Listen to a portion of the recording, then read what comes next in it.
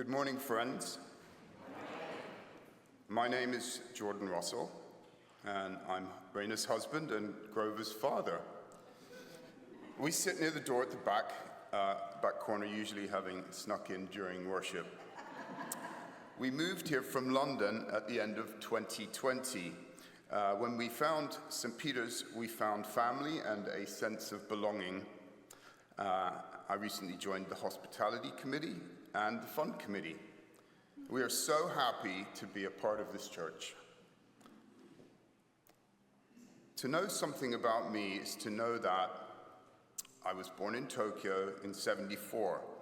I spent the first 2 years of my life there before moving to Hong Kong, and aged 8, I started boarding school in London. I went on to get my degree in civil engineering and then embarked on a career in construction management. My father passed away in 2022 after a battle with dementia. He was an incredible person, and his loss has been really tough on the family, and particularly on Mom. When I have the opportunity, I enjoy sailing, snowboarding, and golf. Raina and I love seeing the world and eating out. I'm a deeply sentimental person. As you probably noticed, I get choked up and my lips start quivering when I reflect on emotional times, whether sad or joyous. I get teary-eyed watching a sweet film. Put on Forrest Gump and it's game over. You may have also noticed I'm a public speaker of a nervous disposition, so you're in for a real treat this morning. A time that when I experienced a miracle or an answered prayer was when I met Raina, yes, of course, but a more recent miracle that was the arrival of our son Grover. Raina and I tied the knot in 2012. We started trying for a baby right away. We never seemed to have any issues getting pregnant, but it would always end in miscarriage or worse, an ectopic pregnancy. Raina suffered a total of 5 miscarriages and 2 ectopics. So we started IVF in 2015. We made 9 beautiful embryos. We were ecstatic, full of hope. 2 went in and 7 went in the deep freeze. Unfortunately, neither stuck, neither of the 2 embedded, so we were very disappointed because we kind of fully expected that it would work. The IVF clinic said, bad luck, try again. So we did, same again. 2 in, leaving 5 in storage. Again, neither stuck. Again, the clinic said, bad luck, try again.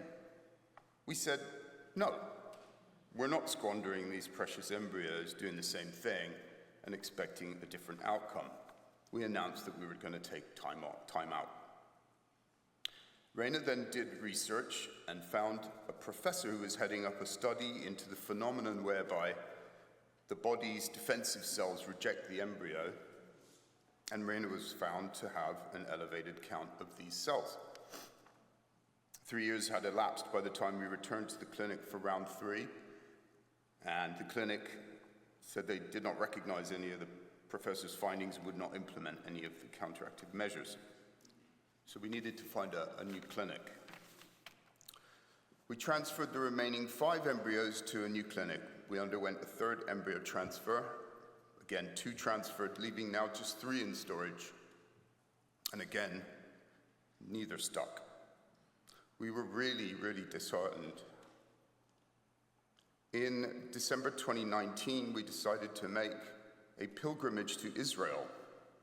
We visited all the holy sites, including the Wailing Wall. Raina placed a prayer for child in the wall. And as we were leaving the holy site, a rabbi literally stopped me in my tracks and prayed over me. Then COVID struck. Our move to LA was delayed 9 months. We eventually landed in California in December 2020.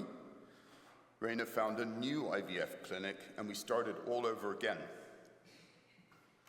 We went through 2 fresh cycles to no avail. By this point, we were both emotionally spent, and Raina physically too. We were coming to terms with the very real possibility that we may never be parents. We decided that we would give it one last go and that we would leave no stone unturned. We prayed hard, surrendering all control to God and declaring that whatever His will was, we accept it. Raina found a fertility acupuncturist and herbalist named Dini. She was tiny in stature, but huge in wisdom, and she laid it down for us. We're going to prepare your body, which will take 6 months. You're not doing any more fresh cycles. Send for the remaining 3 from the UK. I arranged for the 3 remaining embryos. We made 8 years earlier to be flown over the pond to join us in LA. In August 23, we went for the transfer.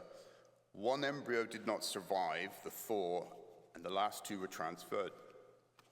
That's it. Nothing more we could do. It's completely out of our hands, and over to you, Lord. A week or so later, we were expecting the results from the pregnancy test. I decided to work from home so that we could be together for the news. We were on tenterhooks.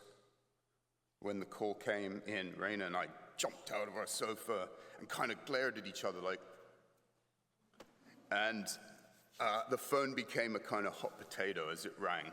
Like, you answer it. No, you. And it was indeed one of the wonderful nurses from the clinic. Our hearts were pounding. Well, this nurse knew full well how tense a moment this was for us.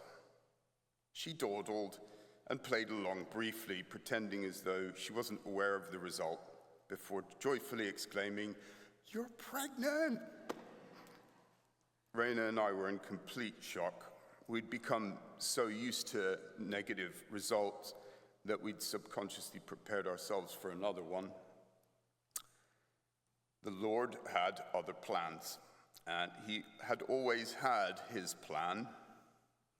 Everything had always been in His hands. He made a way. He worked through people and put those people in our lives. And we are profoundly grateful that He is entrusting us with Grover, our miracle. Thanks be to God.